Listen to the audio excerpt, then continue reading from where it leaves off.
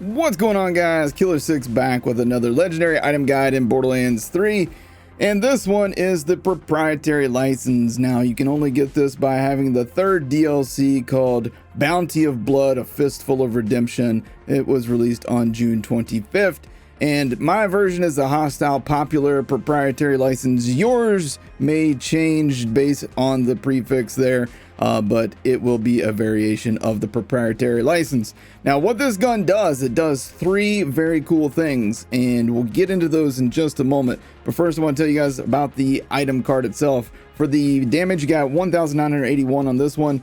77% accuracy, 66% handling, reload of 3.1 seconds, fire rate 10.01 shots per second, mag size of 45. The red text says a little from column A, a little from column B, and that is just in reference to the special ability of this gun, which I'm going to show you here in just a moment. In addition, you get some crit damage bonus, you get some weapon shield capacity, you get weapon fire rate, you get some melee damage because this thing's bladed. And yeah, I also got a really good anointment on mine. I got the 100% damage as bonus cryo damage while my sentinel is active, and with my Zane, my sentinel is always active. So let's jump in and show you how this gun works. So what this gun does, of course we would have some buddy systems. If you hit headshots, your shots will ricochet around to other enemies. And I don't have any enemies that are close enough to really show you, but that's what it does. Let's take out these buddy systems real quick because they just complicate me showing off anything, obviously. There's one down, there's the other one. Okay, so now we can ricochet these shots around. As you can see, we wiped that guy out. We took this guy's shield almost completely out. So you can see this is doing some crazy good damage. Now, you might have seen the other effect this thing has. If you hit body shots, this thing applies sticky bombs to enemies. And watch as these things go off and do all that damage. This thing is a lot of fun. The third feature of this gun, I know it says a little from column A and a little from column B, but they should also include a little from column C, because this gun also allows you to skip the burst fire delay just like the Nighthawk did.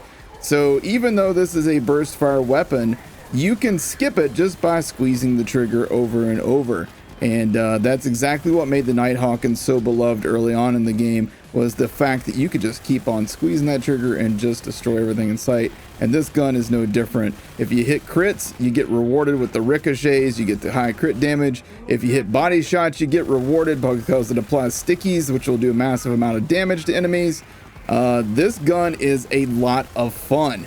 I highly recommend getting this on Zane, Amara, Flak, even Moze, because with Moze, you can just hit body shots for days, and if you're doing any kind of splash build on Moze, you're going to do massive amounts of damage and splash damage with her. So a lot of fun with that as well. So let's show you guys how to get this gun. You're going to need, again, you're going to need the third DLC for Borderlands 3 called Bounty of Blood, a Fistful of Redemption, or as I like to call it, Boba 4 for short. You're going to want to head to the Obsidian Forest, and from the Obsidian Forest, you're going to want to head to the middlemost fast travel station right here. It's going to be called Crone's Contentment. So once you get there, you're going to follow the path that I'm going to show you, and this is going to make this farm very quick and easy. So first thing you do is you head up the ramp right as soon as you travel. You can go ahead and grab ammo while you're there too. From there, it's just a matter of following the path that I'm showing you here. You're going to need to go up and around this ledge. And once you get through here, I would say this is probably the most confusing part of this map, is that you have to go through this little shack to get to the next area, which just seems strange, but there you have it.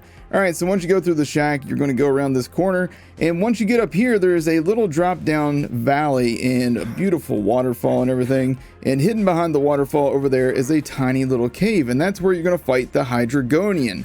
And I hope that I'm saying their name right.